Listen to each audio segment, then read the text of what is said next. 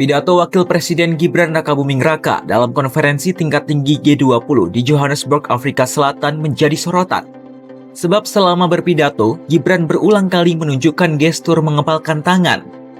Gestur ini dianggap menjadi caranya menegaskan pentingnya pesan-pesan yang disampaikan dalam forum G20 ini.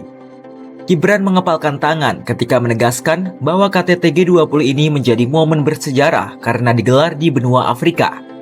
Lalu putra Presiden ke-7 RI Joko Widodo ini kembali mengepalkan tangannya ketika menyinggung pertumbuhan global harus adil dan inklusif.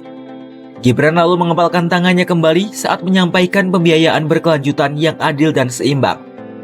Kemudian saat menutup pidato, Gibran juga mengepalkan kedua tangannya di dada sambil menekankan pentingnya memberdayakan dan mengangkat kerjasama antar negara. This is a historic G20 summit, the first being held on African soil. This milestone marks a profound shift where the Global South is no longer a bystander, but a co-driver of Global South. Excellencies, Indonesia believes that global growth must not only be strong, but also fair and inclusive to uplift each and every nation. Indonesia welcomes the G20's focus on sustainable finance, yet ambition must go further to close gaps and to pursue adaptation, mitigation, and transition that is just and fair.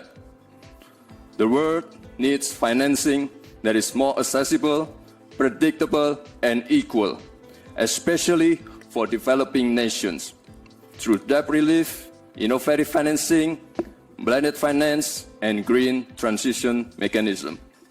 There is no such thing called the best method. Cooperation must empower, not dictate. Cooperation must uplift, not create dependency. Thank you. Kehadiran Gibran di KTT ini dalam rangka mewakili Presiden Prabowo yang berhalangan hadir karena sejumlah agenda di tanah air. KTT G20 di Afrika Selatan itu membahas sejumlah isu penting terkait ekonomi, pembangunan dunia, dan isu pekerjaan yang layak serta tata kelola kecerdasan buatan. Isu-isu tersebut dibahas dalam 3 sesi pertemuan. Pertemuan pertama membahas isu ekonomi berkelanjutan, peran perdagangan dan keuangan dalam pembangunan, serta masalah utang di negara-negara berkembang. Kedua, KTT membahas pembangunan dunia yang tangguh dan mencakup isu kebencanaan, perubahan iklim, transisi energi berkeadilan, dan sistem pangan. Sesi ketiga membahas isu pekerjaan layak dan tata kelola kecerdasan buatan.